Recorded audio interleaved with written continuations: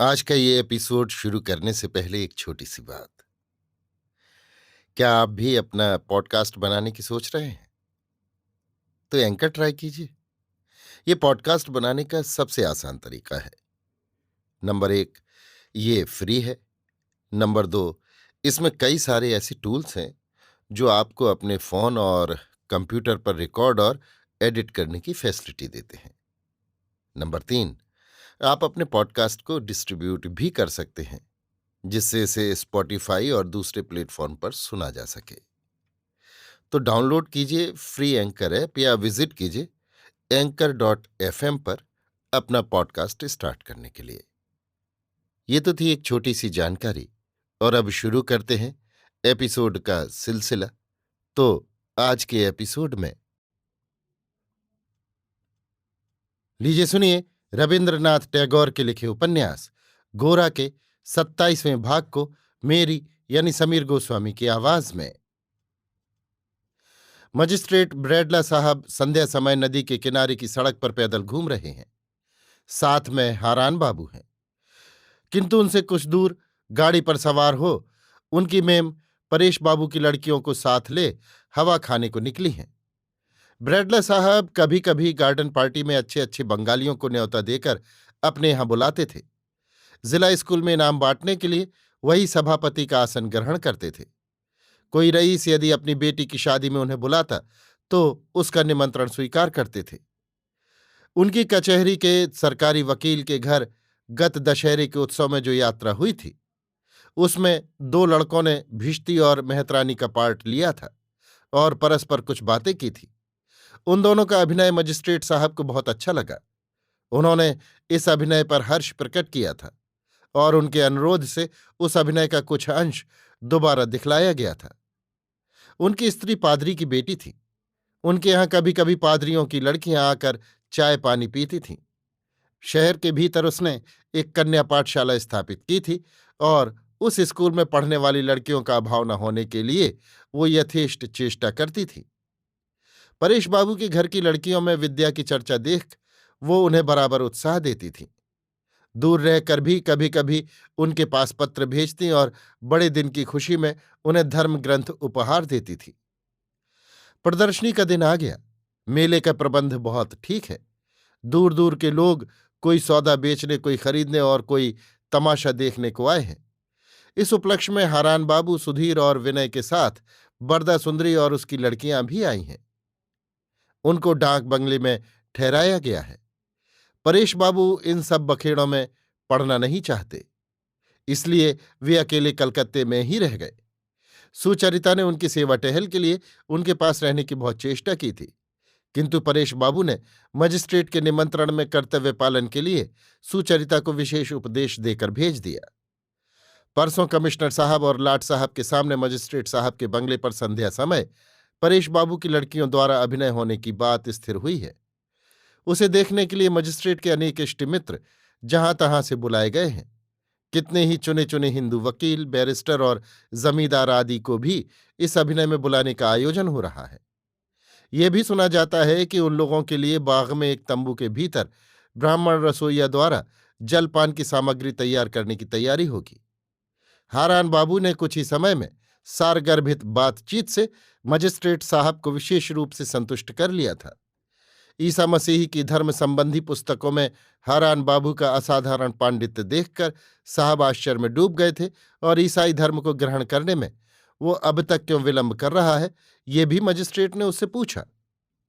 आज सांझ को नदी तट के मार्ग में हारान बाबू के साथ मजिस्ट्रेट ब्राह्म समाज की कार्यप्रणाली और हिंदू समाज के संस्कार साधन के संबंध में बड़ी गंभीरता से आलोचना कर रहे थे।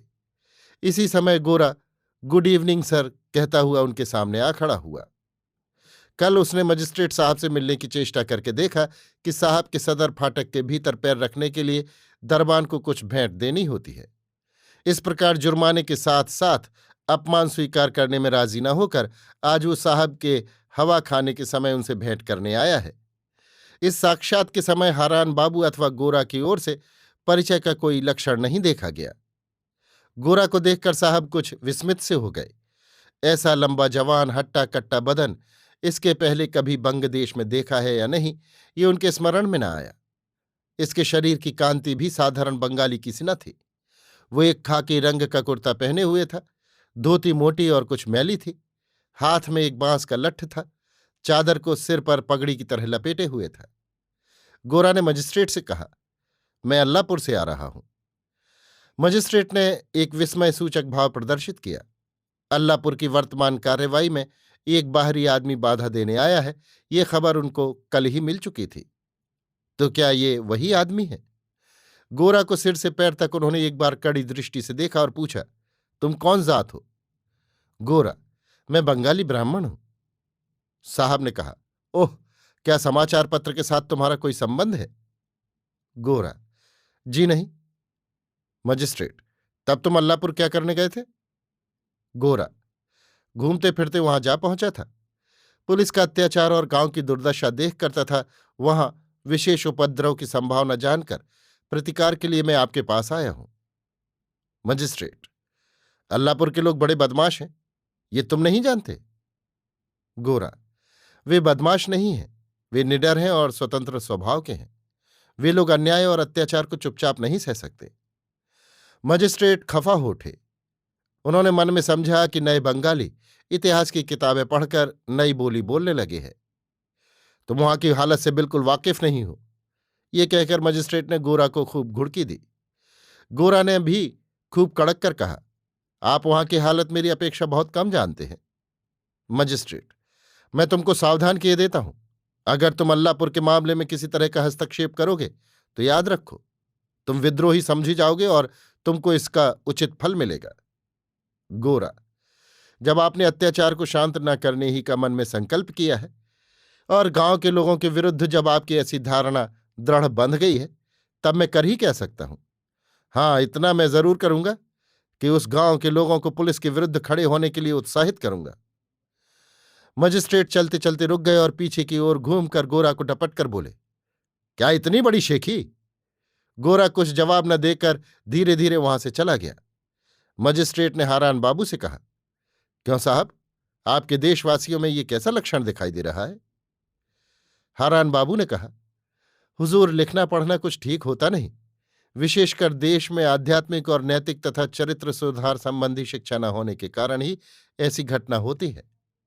अंग्रेजी विद्या का जो श्रेष्ठ अंश है वो ग्रहण करने की इन्हें सामर्थ्य नहीं। भारतवर्ष में अंग्रेजी शासन को, जो ईश्वर की कृपा का फल है, या कृतज्ञ अब भी स्वीकार करना नहीं चाहते। इसका कारण एकमात्र यही जान पड़ता है कि ये लोग तोते की तरह केवल पाठ को कंठ कर लेते हैं, किंतु धर्म का ज्ञान बिल्कुल नहीं। मजिस्ट्रेट, जब तक ये लोग ईसाई मत को न मानेंगे तब तक भारत में वो धर्म ज्ञान कभी पूर्णतया लाभ न करेगा। हारान बाबू ने कहा, यह आपका कहना एक प्रकार से सच है।